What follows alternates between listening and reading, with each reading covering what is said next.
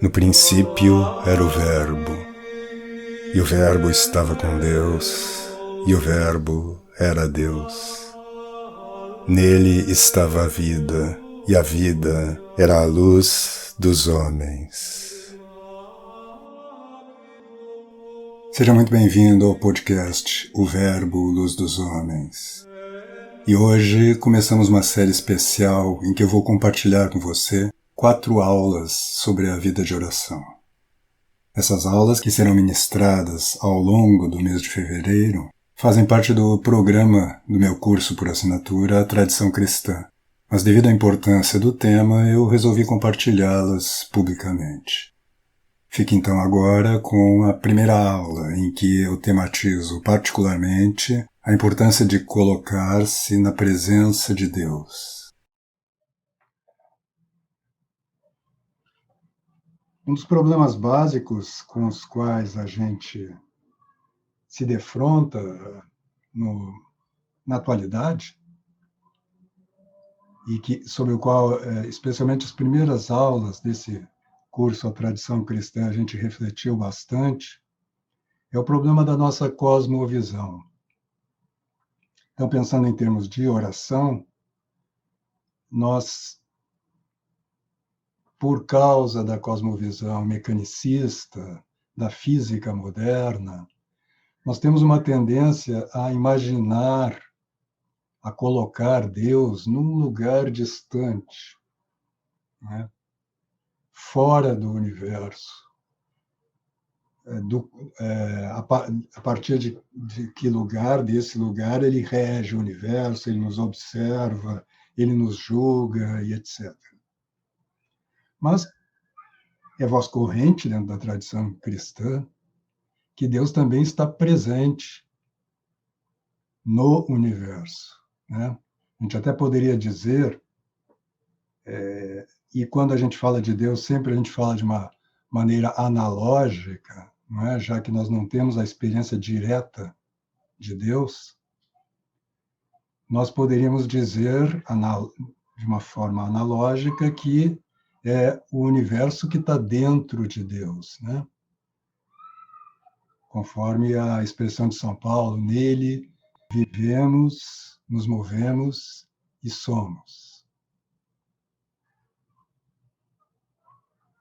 E há uma oração que se reza na Igreja Melquita, na Igreja Ortodoxa também, se eu não me engano, se reza essa mesma oração, uma oração para o Espírito Santo, que diz assim: Rei Celeste, Consolador, Espírito da Verdade, presente em toda parte e ocupando todo lugar.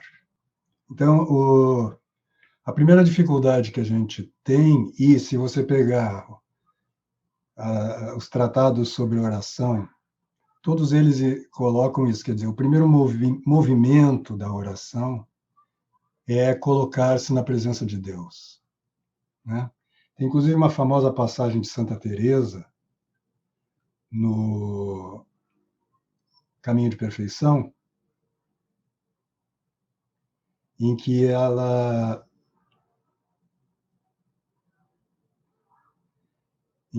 diz para as irmãs, né?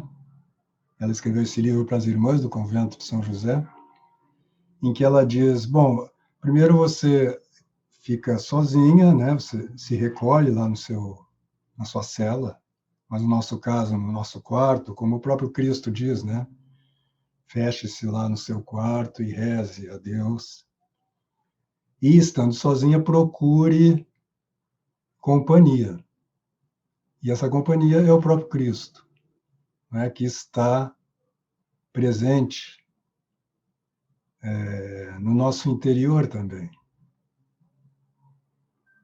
Então, é esse voltar-se para Deus, ou seja, lembrar e, de uma certa forma, realizar essa presença de Deus. Realizar no sentido de tomar consciência dessa presença de Deus. Esse é o primeiro movimento da oração, né?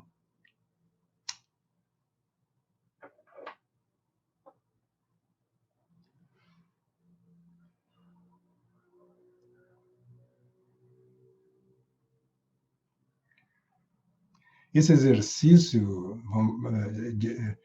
do ato de fé, e talvez seja bom a gente agora falar um pouquinho sobre a fé propriamente, porque a oração, em essência, é um exercício. Quer dizer, em essência, a oração é um diálogo com Deus, não é? Como diz também a Santa Teresa, é um diálogo com aquele que a gente sabe que nos ama. Então, é um diálogo de amor, é uma busca de estar presente para Deus, como Ele está presente para nós. Há uma passagem de São Tomás de Aquino, na Suma Teológica, em que ele define o Evangelho, ele define o objetivo do Evangelho, o sentido do Evangelho é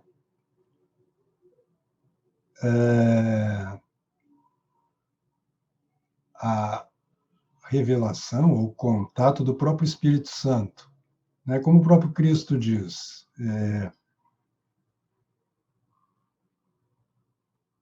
naquela passagem que ele fala sobre a oração e diz, se vocês que são maus, né, e o filho vem e pede um peixe, o pai não vai dar um escorpião, não é? E aí ele termina essa passagem dizendo, quanto mais o pai não negará o Espírito Santo a quem lhe pedir. Então, a gente poderia, é uma das maneiras da gente definir a oração, como a súplica pelo Espírito Santo. É pedir o Espírito Santo, é pedir a fé, em outras palavras também. E o ato de fé tem essa característica que é ele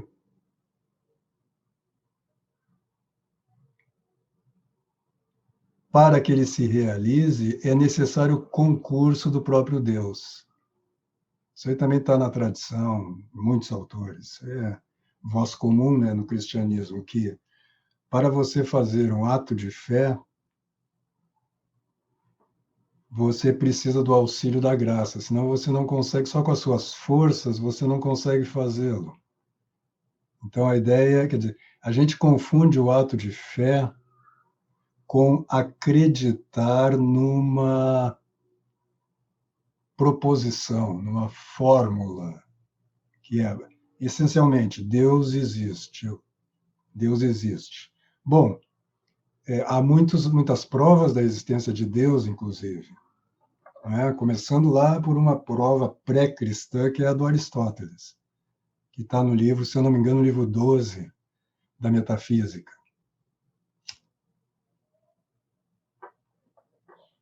Você, pelo raciocínio, você chega à conclusão que é impossível que Deus não exista. Ou, dito positivamente, você chega à conclusão que Deus existe necessariamente. Mas isso é só uma conclusão mental, vamos dizer assim, de um raciocínio lógico. Né? E acreditar nessa proposição não é o ato de fé.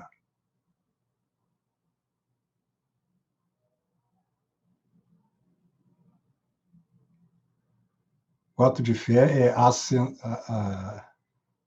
é acreditar nessa realidade, acreditar que Deus existe. O famoso eu creio, Senhor. Né? E nessa passagem do Evangelho, quando não me lembro se é um publicano que diz isso, acho que não, é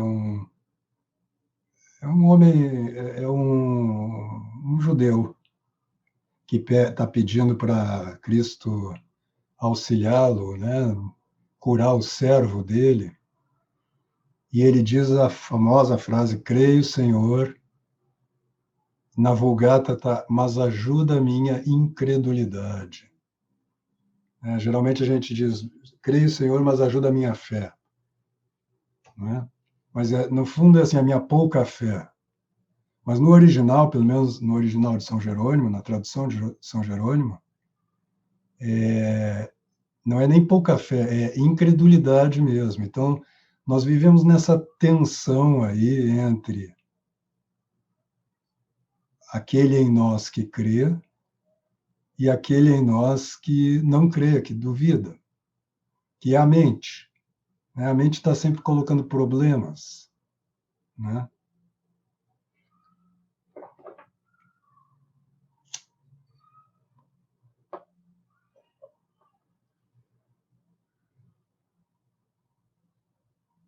Então, quando você diz eu creio, mas ajuda a minha incredulidade, está subentendido que quem nos ajuda, quem nos apoia, quem nos dá a luz, vamos dizer, para crer, é o próprio Deus.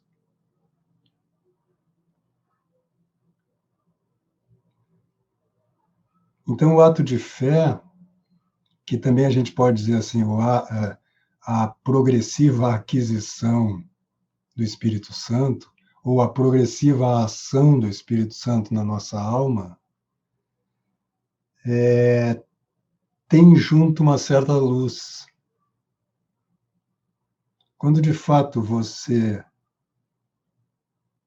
crê, você diz para Deus, né? Você se coloca na presença de Deus e diz: eu creio, Senhor. E esse ato de fé recebe uma certa luz, e a gente, neste momento, vê, aspas, vê não no sentido físico, né? Mas a gente vê que Deus existe, está presente, está na nossa alma, está atuando na nossa alma. Não que a gente sinta isso sensivelmente, a gente não sente nada, né? Então, esse primeiro movimento, depois nós vamos falar, acho que não hoje, na próxima aula, sobre os chamados métodos de oração, que são métodos que começam quase como um renascimento. Antes disso, você não encontra essas formulações, né? Assim, passos para você fazer uma boa oração. É um método de oração, né? Que fundamentalmente a gente pode sintetizar seria fazer o sinal da cruz, né? Colocar-se na presença de Deus, aí fazer um exame de consciência, quer dizer, lembrar dos nossos pecados, da nossa fraqueza, né? Colocar-se, como diz Santa Teresa, quando lembrar quem está falando e com quem você está falando, né? Isso é o colocar-se na presença de Deus. Isso já traz esse movimento mesmo penitencial, né, de pedir perdão pelas nossas falhas, pelas nossas culpas, pelas nossas distrações, esquecimentos do próprio Deus, etc. Depois, começar, e aí entram os métodos em geral, né?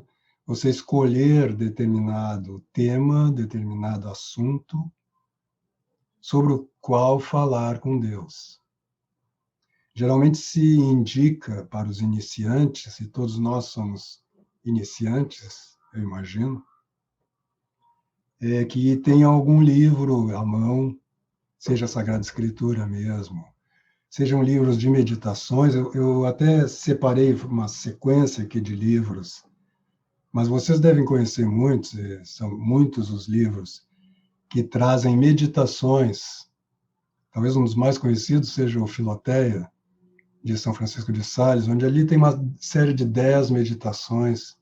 Tem também o de São Pedro de Alcântara, que também faz uma série de 10 meditações, que são modelos de meditações. Mas a meditação não é propriamente a oração. A meditação ela se inclui na oração como um meio de você progredir na sua vida espiritual e também progredir na sua vida de oração. Mas nós vamos falar disso mais tarde com mais calma. Aqui eu só estou fazendo essa breve síntese do que é a oração, né? O que esses métodos, tanto o método de Santo Inácio, o método do próprio São Francisco de Sales, tem aquele dos, como é que eles chamam? Agora escapou. Depois, na próxima aula, eu vou falar sobre isso. Essa meditação gera em você uma relação mais, vamos dizer assim, afetiva com Deus. Em momentos, surgem afetos, seja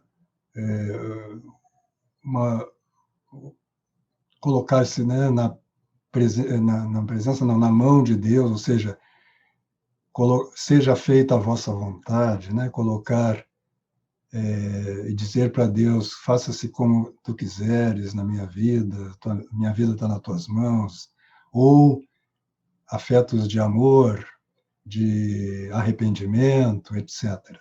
Quando surgem esses afetos, dizem os mestres, a gente deve parar a leitura e dedicar-se a eles, dedicar a um diálogo, a um colóquio com o próprio Deus, né? Depois, quando isso se esgota, voltar à leitura. Aí depois esse seria o miolo da oração, né? O que depois, se simplificando, vai se tornar o que os mestres chamam de oração afetiva.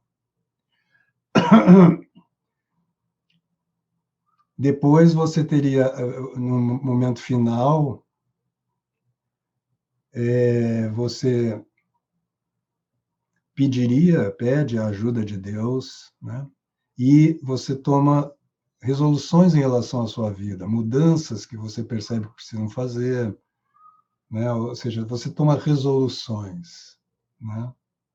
E pede a Deus que te apoie, né? Que te dê luz, que te dê força para cumpri-las. Depois você faz uma ação de graças, né? Agradecendo o concurso de Deus, essa presença mais dialogal, vamos dizer assim, né? Que acontece durante a oração e conclui. Então, a estrutura, vamos dizer assim, de uma oração para os principiantes, e em alguma hora nessas 4 aulas a gente vai falar dessas 3 vias um pouco, porque na tradição há sempre um progresso da vida espiritual, né?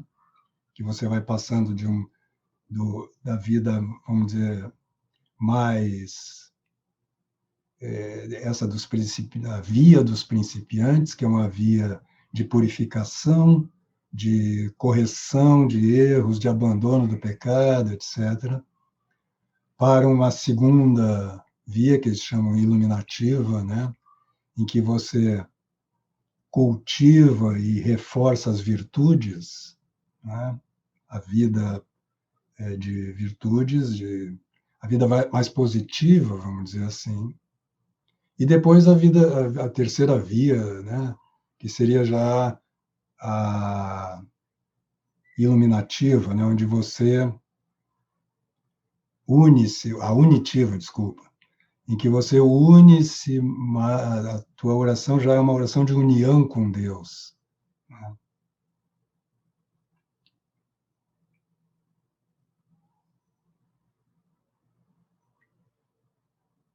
O que eu tenho observado é que a maioria das pessoas que eu conheço, cristãos que vão à missa regularmente, aos domingos, etc., dias de festa, eles se restringem muito à oração vocal e não fazem essa meditação, quer dizer, não fazem o que a tradição chama de oração mental.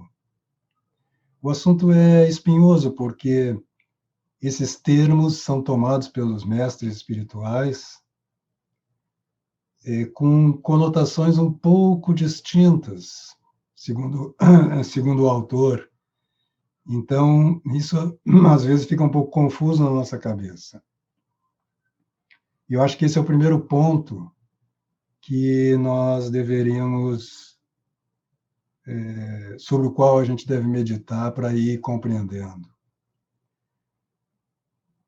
Alguém tem alguma pergunta aqui? Ou no chat? Se alguém tiver alguma pergunta no chat também, coloque aqui que eu estou com o chat aberto do meu lado.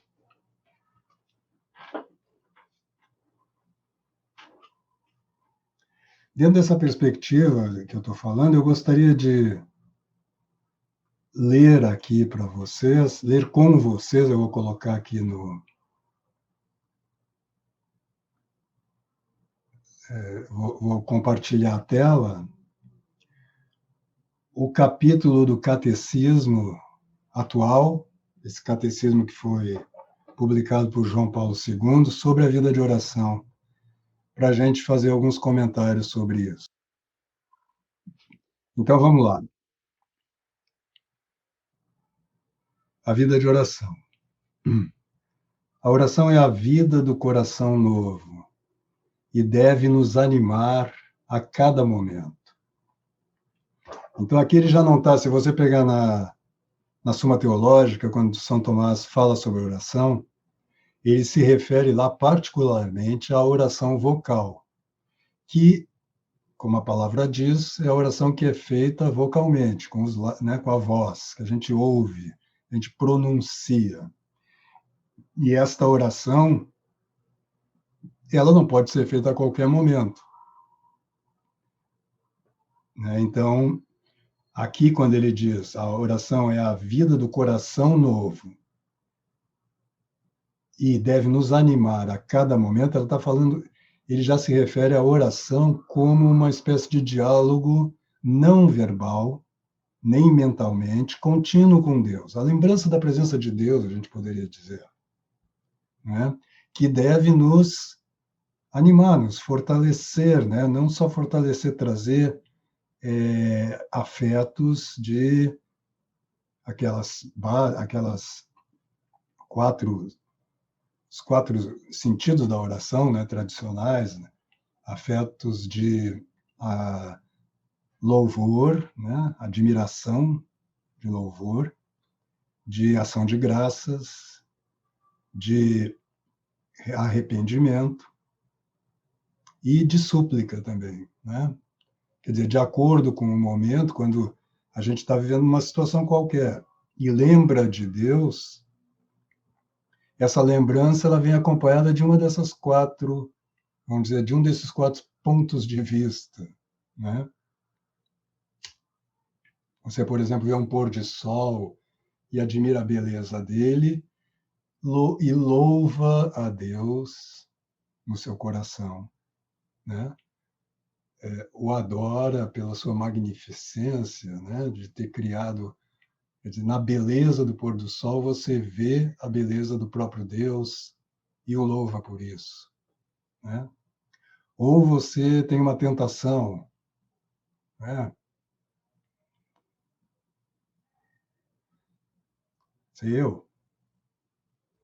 Você vem a vontade de mentir para não ficar diminuído diante de alguém, né? E você pede a força para ser fiel, né? Para não cair em tentação, como diz o Pai Nosso, e assim por diante. Retomemos. Nós, porém, esquecemos-nos daquele que é nossa vida e nosso tudo. Por isso, os padres espirituais, na tradição do Deuteronômio e dos profetas, insistem na oração como recordação de Deus, como um despertar frequente da memória do coração. É preciso se lembrar de Deus com mais frequência do que se respira. Mas não se pode orar sempre, se não se reza em certos momentos por decisão própria. São os tempos fortes da oração cristã, em intensidade e duração. Eu vou ler esses 3 parágrafos e aí a gente comenta. A tradição da Igreja propõe aos fiéis ritmos de oração destinados a nutrir a oração contínua. Eu disse que ia ler, mas eu vou parar e comentar já. Porque isso aqui é muito importante, é o que a gente estava dizendo. Quer dizer, não é possível que você tenha essa lembrança, né? É a famosa frase lá de São Paulo, orai sem cessar. Né? Como é possível fazer isso no nosso dia a dia, com tantas tarefas, com tantas preocupações, né? Com a nossa fraqueza também, às vezes o sono, a preguiça, os nossos pecados, né? Os nossos vícios, para não dizer pecados, né? Como é possível rezar incessantemente? Bom, só é possível se você dedicar algum tempo diário à oração propriamente dita, vamos dizer assim, sobre a qual é a que a gente vai falar mais nessas 4 aulas. Mas você vê que aqui no próprio catecismo o autor está falando de 2 orações ao mesmo tempo, né? Porque ele não faz distinção na palavra quando ele diz, inicialmente, a oração é a vida do coração novo e deve nos animar a cada momento. Aí, no segundo parágrafo, ele diz, a tradição da Igreja propõe aos fiéis ritmos de oração, destinados a nutrir a oração contínua. É exatamente isso. Quer dizer, tudo que eu pretendo dizer aqui é o que a tradição ensina. Esse curso, no geral, chama-se A Tradição Cristã. Então, o que eu pretendo mesmo é simplesmente transmitir o que os mestres, o que a tradição, desde os tempos apostólicos, desde o próprio Cristo, vem transmitindo. E que nas últimas décadas parece que está um pouco mais distante do entendimento ou da mente dos cristãos, né? Então, quando você reza o terço, quando você reza a sua oração da manhã, e etc., os tempos de oração, né, que cada um de nós tem, seus ritmos de oração, seja ao longo do dia, seja ao longo do ano litúrgico, tem por objetivo, um dos objetivos principais, né, como ele diz aqui, nutrir a oração, nutrir esse diálogo constante com um Deus presente e vivo. Eu estava lembrando hoje à tarde dessa expressão, né, de conhecimento de Deus, né, que nós devemos buscar o conhecimento de Deus.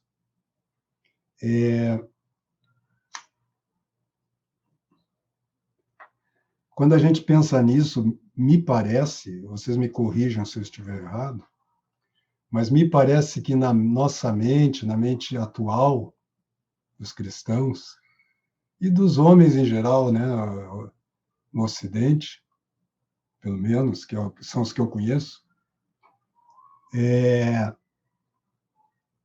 a gente entende como um conhecimento discursivo de Deus, como um conhecimento, vamos dizer assim, por afirmações, por proposições. Deus é infinito, Deus é misericordioso, infinitamente, enfim, um discurso. Como se o conhecimento de Deus fosse um conhecimento, vamos chamar, livresco, ou erudito, ou estudioso, né? Mas Deus é uma pessoa. Então, o nosso conhecimento de Deus é análogo ao nosso conhecimento das outras pessoas. Pense nas pessoas que você conhece. né? Seus familiares, seus amigos, namorada, namorado, etc. Pessoas que você conhece bem. Você diz que conhece essas pessoas, não diz? Eu conheço fulano. Porém, esse conhecimento não é mental, não é discursivo. Ninguém, aliás, no nosso dia a dia, ninguém diz assim, eu conheço fulano, e o outro responde assim, então defina-o. Não é isso? Você não diz que conhece o Malé? Então me dê uma definição do Malé.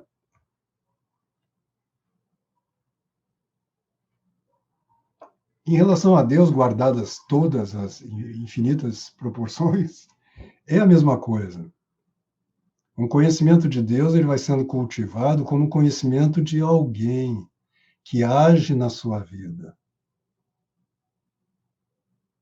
e cuja ação você muitas vezes percebe não a ação propriamente dita, mas o efeito dessa ação, né? Claro, ele é invisível e transcendente também.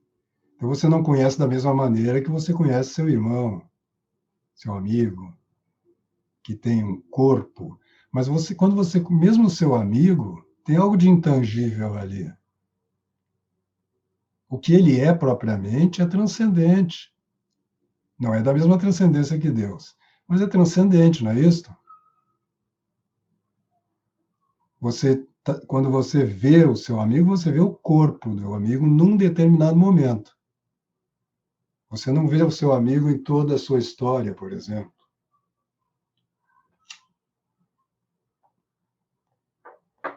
E, entretanto, você, de uma forma misteriosa, eu não saberia explicar isso, mas não precisa explicar. Eu acho que todo mundo tem essa vivência. Você capta a pessoa dele. Você se relaciona com a pessoa dele, você não se relaciona com o corpo dele. Você se relaciona através do corpo. E nós somos humanos, temos corpo, e pelo menos a maioria de nós ainda não é capaz de se relacionar com os santos diretamente, né, que estão no céu, sem corpo, né?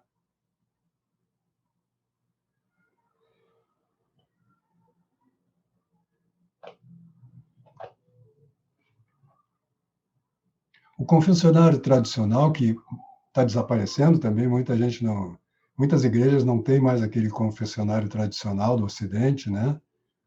Geralmente a gente se senta e, né, conversa diretamente com o padre, vendo o padre, né?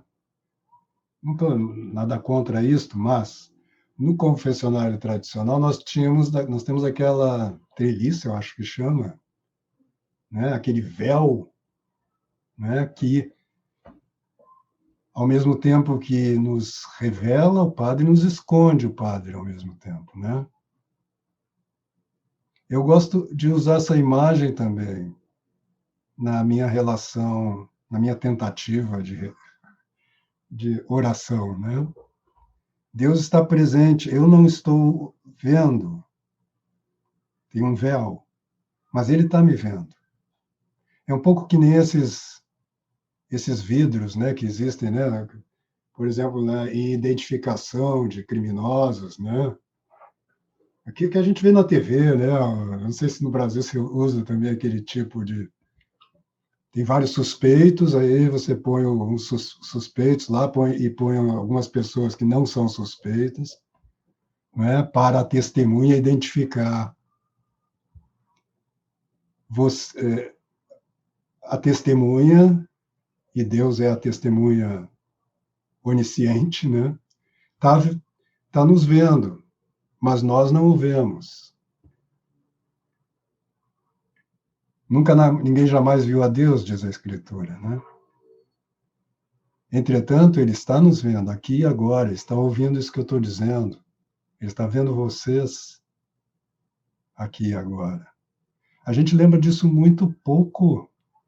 Eu estou falando de mim. Talvez vocês estejam mais adiantados na vida espiritual do que eu, mas eu vejo isso na maioria das pessoas, no comum das pessoas, a gente lembra desse olhar. Então, uma das coisas que eu sempre aconselho, já devo ter falado para vocês aqui ao longo dessas, acho que hoje é a 19ª aula já,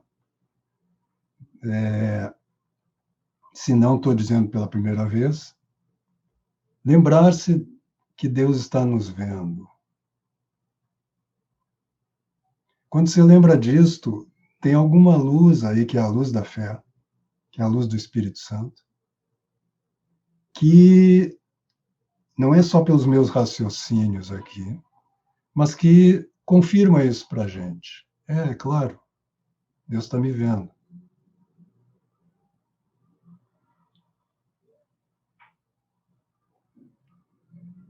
Então, isto, por exemplo, é uma forma de oração que os padres do deserto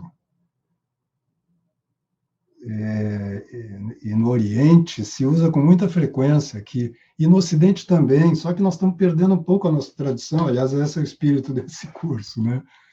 Tentar recuperar um pouco, né? Como está lá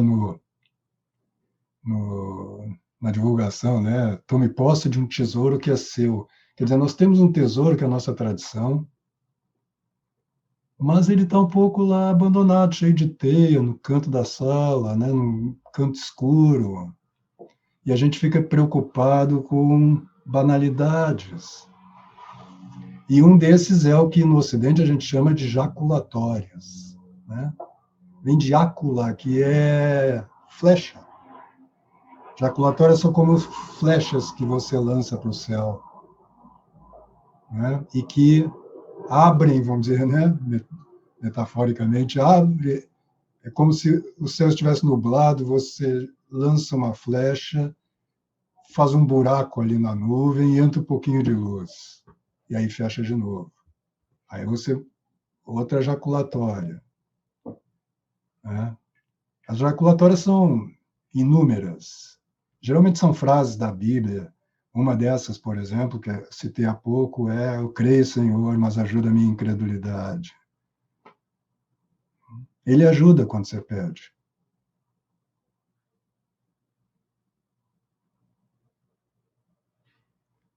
Nós perdemos muito esse. Eu dizia, os orientais têm. A mais conhecida é: Senhor Jesus Cristo, Filho de Deus, tem piedade de mim, pecador. Eles ficam repetindo isso enquanto estão trabalhando, enquanto estão fazendo outras coisas, não só nos momentos específicos, né, formais de oração. E isto ajuda o que a manter o que o catecismo aqui está dizendo. Eu fiz questão de pegar este catecismo, que é o catecismo atual do Concílio Vaticano II, que é tão discutido, né? É pós-concílio. Então, o que eles estão dizendo aqui é o ensino da igreja hoje, né?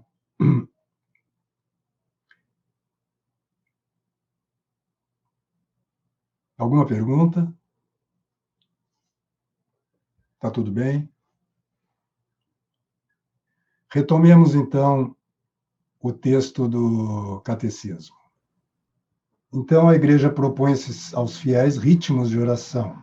Alguns são cotidianos: a oração da manhã e da tarde, antes e depois das refeições, a liturgia das horas. O domingo, centrado na Eucaristia, é santificado principalmente pela oração. Então, aos domingos, então, nós somos chamados a rezar mais. Os ciclos do ano litúrgico, etc., as festas, né? O Senhor conduz cada pessoa pelos caminhos e da maneira que lhe agradam. Cada fiel responde ao Senhor segundo a determinação de seu coração e as expressões pessoais de sua oração. Então, além das orações vocais tradicionais, como o Pai Nosso, Ave Maria, o Credo, Salve Rainha, etc., que são preciosas, né? Além disso, você deve, aos poucos, você deve desenvolver uma oração mais pessoal com Cristo, né? Falar mesmo com Ele. E segundo as Escrituras, segundo São Paulo e toda a tradição, Deus fala conosco no nosso coração, só que ele não fala de uma forma audível, não é? Mas, se você fizer silêncio, você fala com Deus e deixa, vamos dizer assim, que o Espírito Santo te ilumine, vêm pensamentos, imagens, às vezes acontecimentos externos que respondem às suas petições, às suas perguntas. Ou seja, esse cultivo de um diálogo constante com Deus, muitas vezes em silêncio, ou seja, sem a produção de discurso, é um objetivo fundamental do cristão. Continua o catecismo. Entretanto, a tradição cristã conservou 3 expressões principais da vida de oração: a oração vocal, a meditação e a oração contemplativa. Uma característica fundamental lhes é comum: o recolhimento do coração. Esta vigilância em guardar a palavra e em permanecer na presença de Deus faz dessas 3 expressões tempos fortes da vida de oração.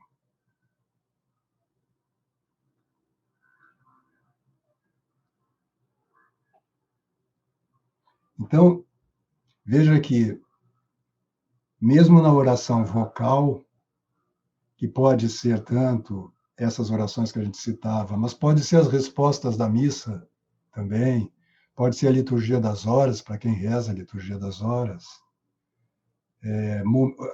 a oração, também a sua oração da manhã e da noite, que geralmente, pelo menos eu tenho, geralmente a gente tem algumas fórmulas, né, que a gente usa, a gente repete todo dia,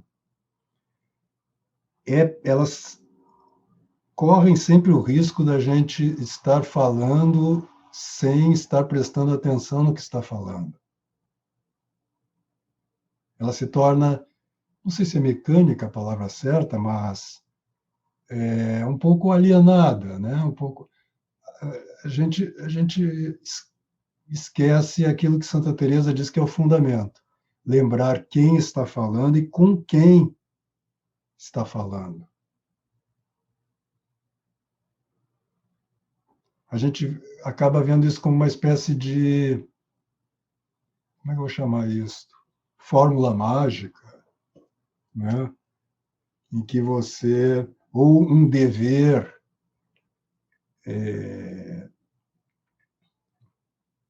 um dever quase assim jurídico, né? Você acorda e você lá reza e nem está prestando atenção, você está pensando o que você vai fazer. Você, né? E geralmente a gente acorda com as preocupações do dia, né? Eu tenho uma reunião com fulano, ou eu tenho que entregar um trabalho, ou eu tenho que terminar aquela tradução que está atrasada, né? Né, João? Aquela revisão que está atrasada, a Malé fica enchendo meu saco, né?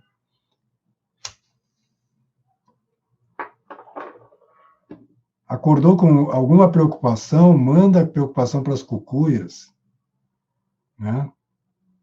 E volte-se para Deus, quer dizer, a oração da manhã é fundamental. Tem uma frase de São Bernardo, eu até vou ler aqui para vocês, que eu separei.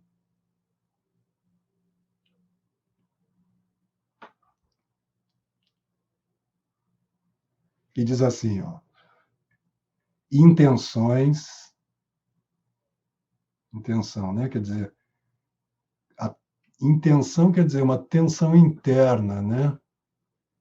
A gente tem uma intenção já, né? Quando a gente vai rezar, a gente tem que voltar-se intencionalmente para Deus, né?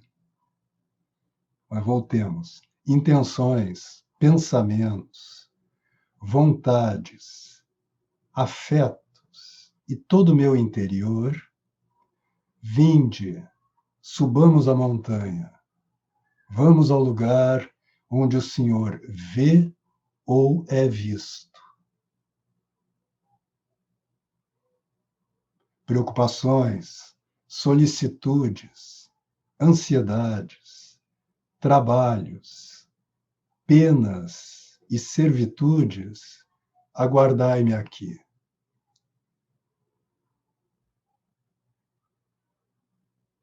Eu vou anotar aqui as coisas que eu estou lendo, depois eu vou pôr no arquivo e compartilhar aqui com vocês, tá?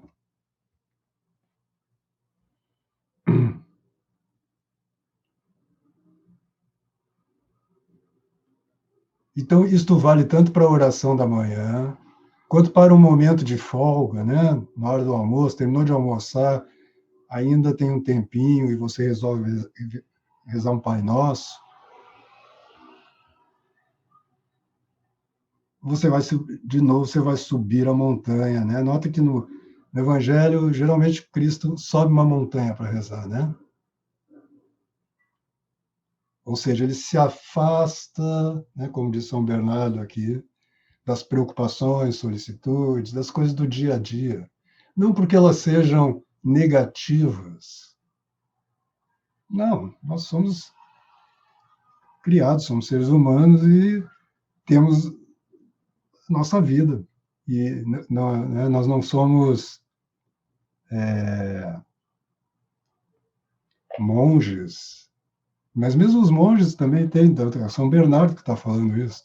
Ele também tem suas preocupações. São Bernardo, por exemplo, andava aquela França inteira, né, dando conselho, e Santa Teresa fundou 17 conventos, Espanha afora, né? Então não se trata de nós não termos afazeres, né? Nós não termos. Nós vamos tratar um pouquinho disso sobre, talvez pegando um pouco em São Tomás, essas duas noções da vida ativa e a vida contemplativa, né? Todo cristão é chamado a ter as duas vidas. Não é só essa divisão aí do religioso, como alguém. Isso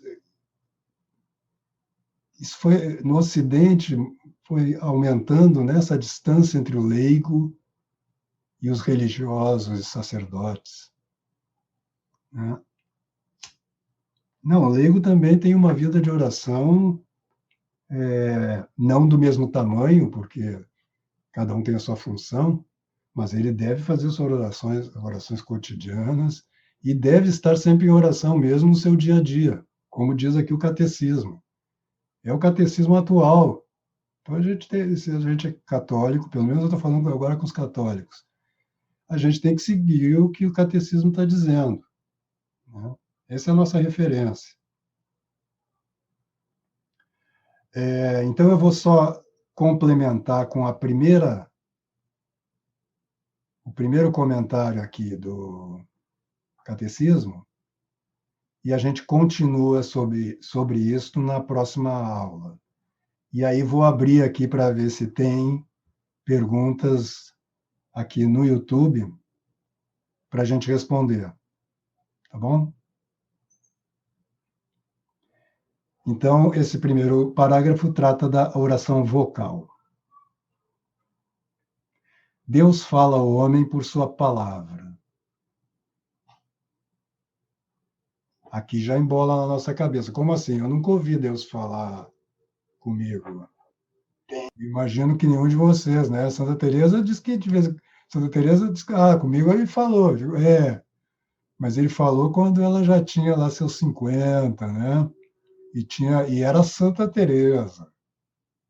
Então, o que eles querem dizer com Deus fala ao homem por sua palavra? Bom, uma das coisas nós temos na Bíblia a palavra de Deus, né? Então, há uma palavra aí que a gente não escuta mais ler, mas escuta, né, na leitura da missa, por exemplo, só que não é o próprio Deus quem está falando, que é a palavra de Deus, né? Mas não é só isso. Aliás, não é fundamentalmente isso. Porque Deus, como eu dizia antes, ele está falando no nosso coração. Como ele diz lá no Apocalipse, eis que estou à porta e bato, né? Ele está falando. Só que não são como diz Davi, né, naquele salmo, que ele está falando da natureza, da criação, né? E ele diz que os céus cantam a glória de Deus. Diz, ué, eu nunca ouvi o céu cantar. E aí ele explica, porque a gente é burro, não são palavras, né? Nem vozes. Né? Então, Davi está nos dizendo isso mesmo, que tudo está cantando a glória de Deus. Isso é verdade. Como é que a gente não vê? Porque a gente não tem uma vida de oração mais profunda, constante, né? E com uma compreensão adequada, que é isso que a gente está tentando começar a remediar aqui, ajudá-los na medida do possível, porque eu também sou outra besta, né? Mas ajudá-los a começar a ouvir a voz de Deus. Mas quando, por exemplo, muitas vezes na oração te vem uma imagem, te vem uma frase, às vezes, do Evangelho, é uma resposta de Deus, mediada. Bom, quando você chega num grau mais alto de oração, segundo Santa Teresa e todos os grandes místicos, você vai perceber melhor essa palavra. Mas para isto leva muito tempo. A gente tem que, ainda mais hoje em dia, né? Nós vivemos a era do micro-ondas, da internet, então é tudo imediato. A gente não tem paciência para nada. E se vocês olharem no Evangelho, você vê que a paciência é uma das virtudes mais aconselhada, né? Mais aconselhadas. Mas voltando. Mas o mais importante é a presença do coração naquele a quem falamos na oração. Que a nossa oração seja ouvida depende não da quantidade das palavras, mas do fervor de nossas almas. Então ele está apontando aqui de novo aquilo que eu dizia antes, que as palavras na oração, elas visam não um conhecimento mental, elas visam, na verdade, fomentar, aumentar o amor, a nossa união com Deus. Quando a gente ama alguma coisa, como diz o Cristo, né? Onde está o teu coração, o teu tesouro, aí estará o teu coração. Então a gente tem que tentar fazer com que na oração, a gente tem que lembrar toda vez, porque a gente esquece. O homem é um animal que esquece, né? Como diz o Lawande, né? Então, a gente tem que lembrar disto, vou colocar onde está o meu tesouro? É em Deus. Não pode ser em lugar nenhum outro. E aí você vai o quê? Como diz aqui o catecismo, você vai aumentar o fervor, né? Você vai unir-se mais a Deus. Não identifique isto com a vida das paixões, das emoções. Não quer dizer que você sinta uma alegria. Não, pode não sentir nada. Essa é uma coisa que a gente vai falar mais adiante um pouco. Hoje em dia as pessoas identificam muito elas acham que uma oração é positiva se elas sentem coisas boas. Ou mesmo se elas sentem coisas negativas, se for assim, arrependimento, se chora muito, né? Tudo bem, pode acontecer, não estou dizendo que isso não existe, que é negativo em si. Mas isso não é um sinal de que a oração está sendo bem feita. Voltando lá, a oração vocal é um dado indispensável da vida cristã. Ou seja, está dizendo aqui, ó, quem não faz oração vocal não é cristão. Ou, pelo menos, é cristão, mas não tem uma vida cristã.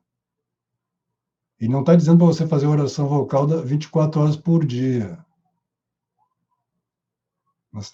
A oração vocal, como ele está dizendo, ela é periódica, ela é um ritmo que você faz de vez em quando, em alguns momentos do seu dia, do ano, etc.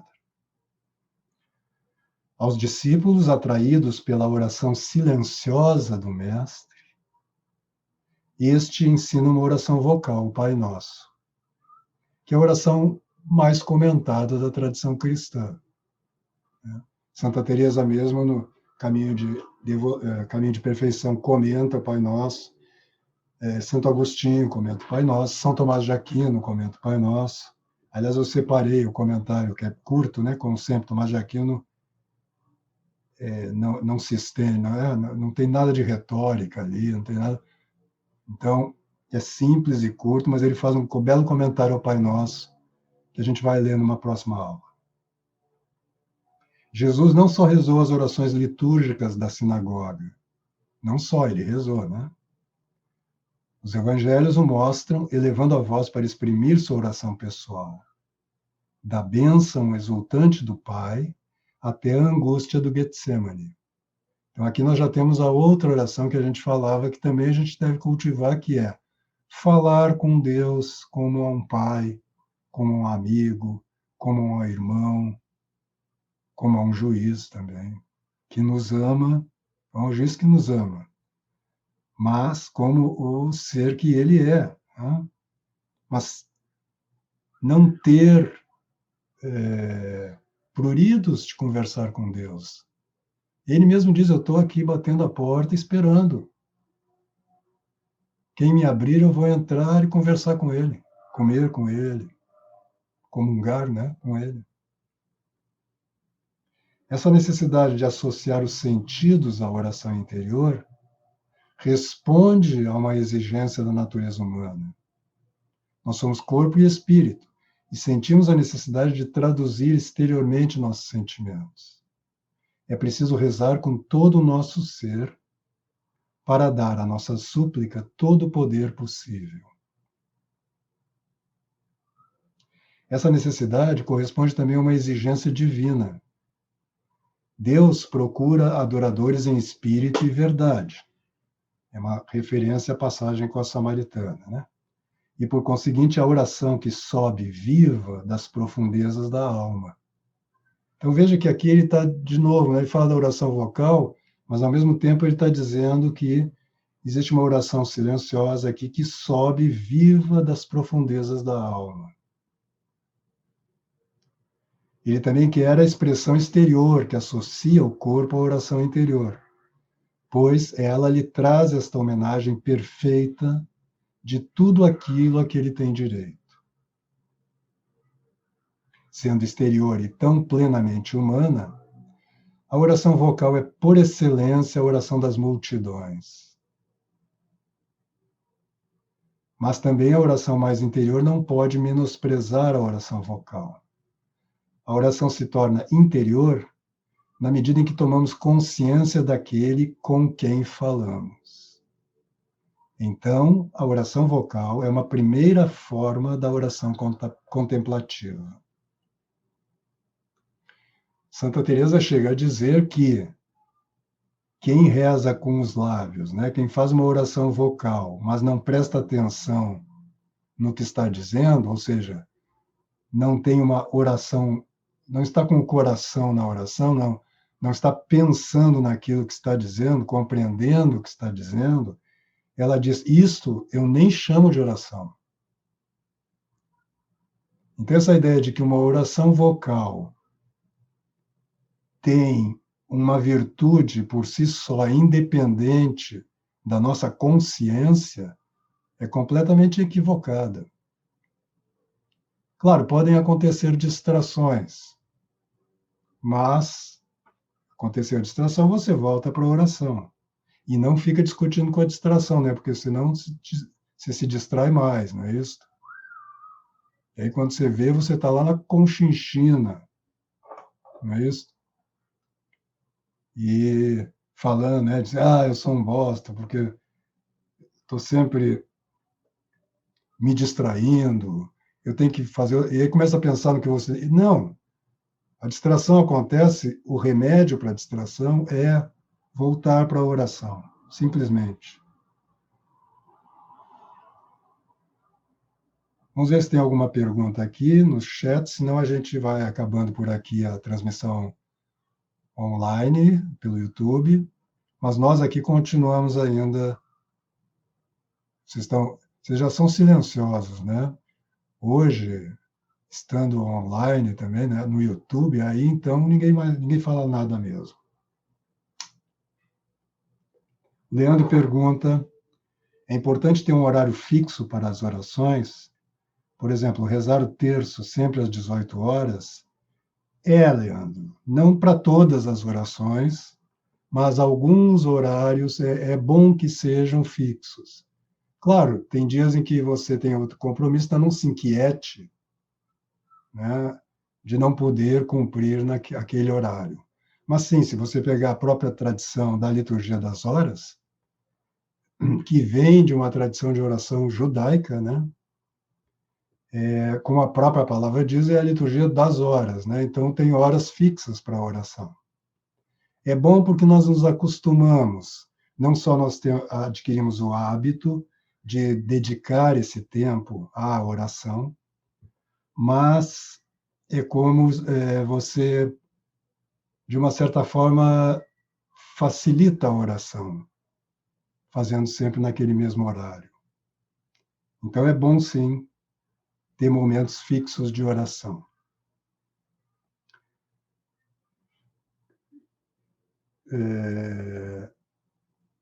Bom, aqui tem uma pergunta que não tem a ver com... O Rodrigo pede para eu disponibilizar a adaptação para teatro de Lições de Abismo. O texto propriamente dito, lido, não faz muito sentido. Então, por isso eu nunca disponibilizei. Daqui a um tempo eu espero que eu possa disponibilizar uma gravação do espetáculo. Júnior pergunta: boa noite, professor. Pergunto: e a oração em estado de pecado mortal? Obrigado e salve Maria. Salve Maria. A oração em pecado mortal, se tem uma boa intenção, se você está, de fato, pedindo para Deus te ajudar, seja lá de que maneira, às vezes até querendo sair desse pecado, ela é escutada por Deus. Deus está ouvindo todo mundo, inclusive não só nas orações, não é isso? Tudo que você está dizendo, Deus está ouvindo. Mas quando você fala diretamente com Ele, Ele como que aguça o ouvido, né?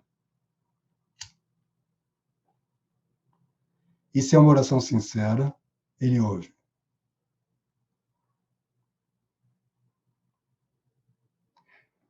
Inclusive, se não fosse isto, a maioria de nós não se converteria, né? Porque Deus não ouviria. Para ouvir a oração, você já teria que estar em estado de graça.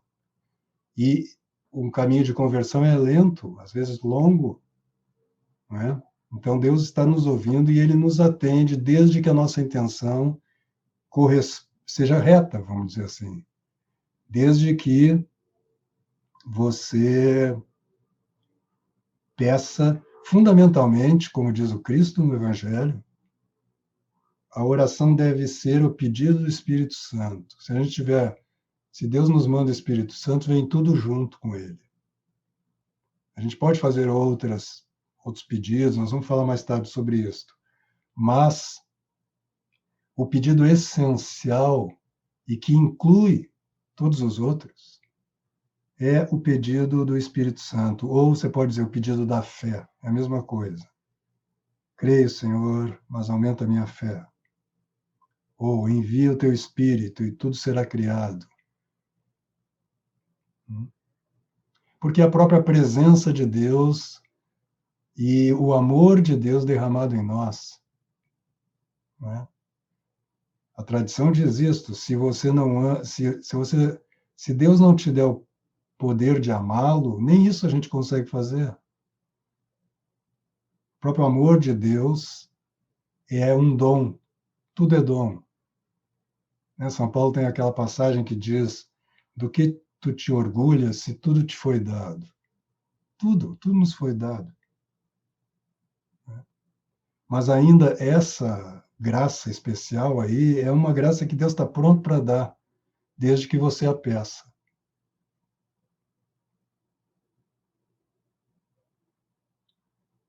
Deus fala, diz a Dani, e a gente sente a sua palavra. Muitas vezes nem sente, não sente a palavra, mas a gente compreende algo dela.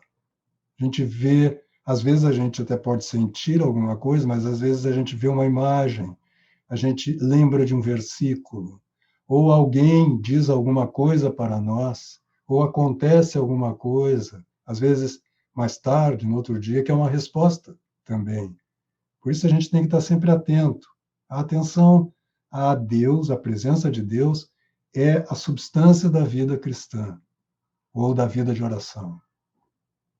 E como diz lá o catecismo, as nossas orações diárias, um de seus objetivos é exatamente como que nos colocar num estado ao longo do resto do dia de oração. Até chegar um momento, todos os santos dizem que chega esse momento, a gente tem que perseverar. E às vezes a gente é pouco perseverante. Em que essa oração do coração, essa lembrança da presença de Deus, se torna mais contínua. Sempre há momentos de esquecimento. Santa Teresa conta que às vezes ela se distraía, mas quando ela se distraía, Deus vinha assim como um terremoto, como um furacão em cima dela, né? Mas aí é Santa Teresa, né? Juliano pergunta: Malé, como você faz para relaxar seu corpo antes de rezar? Eu não faço nada, Juliano. Mas talvez você esteja perguntando como fazer, né, quando a gente está tenso. Aí é bom expirações, né, fazer um exercício de relaxamento propriamente dito, quer dizer, isso é uma coisa independente, é uma coisa da nossa natureza. Né? As pessoas hoje em dia são muito tensas mesmo. Né? Tem, inclusive, no curso lá, em alguns cursos que eu dei, eu dou um exercício de relaxamento do Feldenkrais, mas existem outras técnicas, para as pessoas fazerem com uma certa regularidade até elas conseguirem liberar-se de tensões que ficam arraigadas, né? Tensões nos ombros, por exemplo, né? As pessoas são muito tensas. Eu, como tenho uma trajetória aí de ator e, portanto, de trabalho com relaxamento, com o corpo, não sou uma pessoa muito tensa, então eu não preciso, preciso, na verdade, assim, recolher mesmo, como diz o catecismo, o meu coração, né? Quer dizer, abandonar as imaginações, né? Encontrar uma certa tranquilidade. E se colocar-se na presença de Deus é fundamental. Se você já começa a rezar cheio de coisa na cabeça, sua oração não vai rolar. Né? Então, esse colocar-se na presença de Deus, como diz São Bernardo ali, é deixar de lado, né? Colocar entre parênteses suas preocupações, suas tensões, suas agonias, né? E como que subir a montanha para mais estar perto de Deus. Eu te garanto que esse contato em oração vai melhorar, vai te ajudar a resolver esses problemas, mas não na hora. Na hora você tem que deixar aquilo para depois, como diz São Bernardo, quando você voltar, você retoma.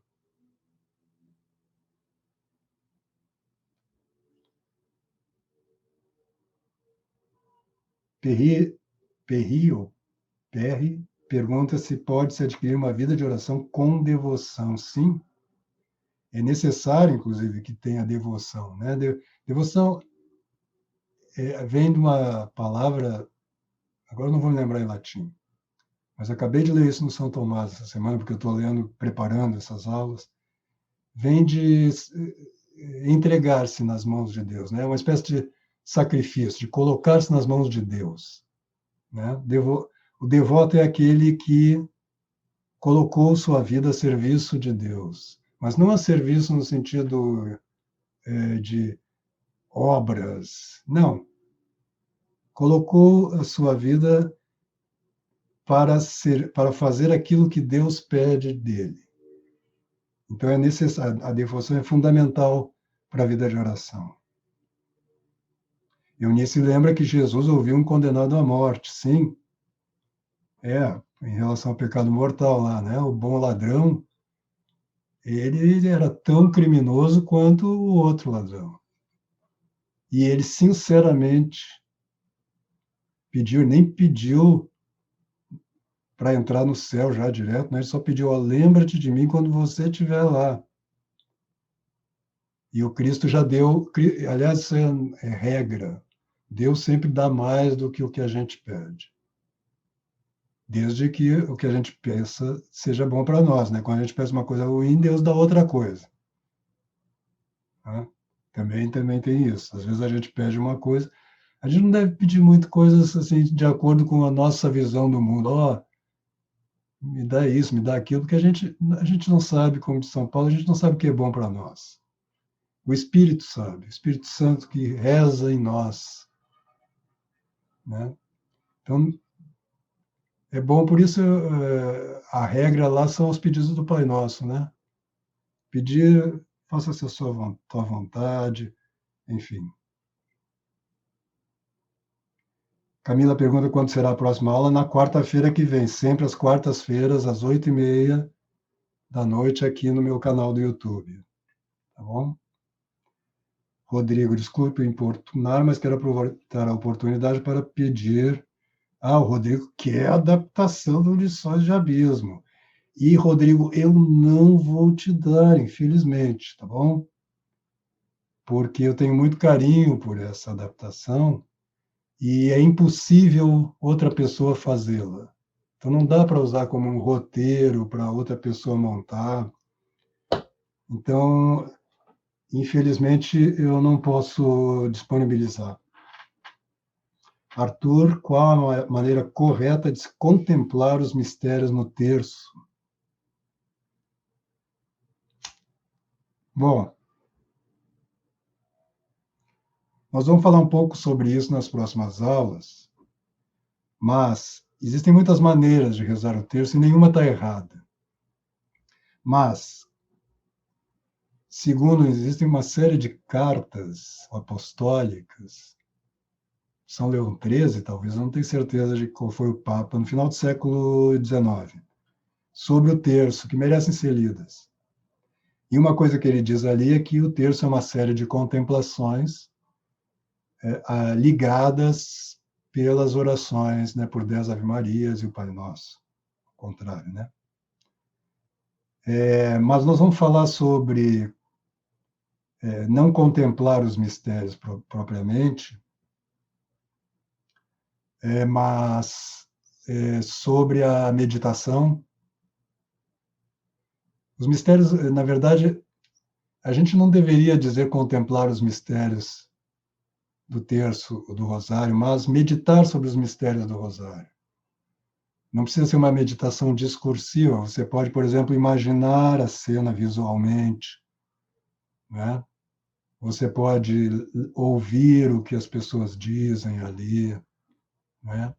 Ou simplesmente lembrar digamos, né, da anunciação, e isto gerar alguns pensamentos, ou melhor ainda, alguns afetos em você. Você fica um tempo ali contemplando, meditando sobre aquele mistério. Aí depois você reza as 11 orações e o Glória, né? E quando você for rezar, aí você presta atenção nas palavras e em Deus, né?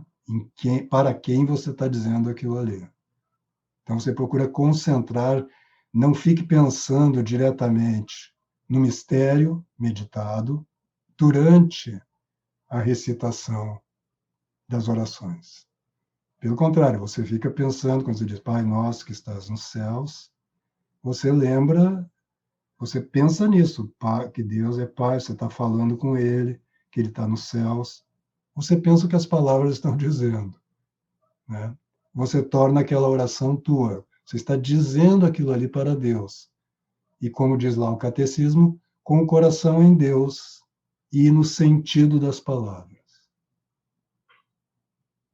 O Marcos fez uma brincadeira comigo, dizendo que o cigarro ajuda a relaxar. Não, não ajuda, não influi nem contribui. Então tá bom, gente. Já passamos um pouco já do horário. Agradeço muito a presença de todos aí no YouTube. E o pessoal aqui do curso mantenha-se online, aqui vivo, que a gente vai continuar ainda conversando mais algum tempo aqui, tá bom?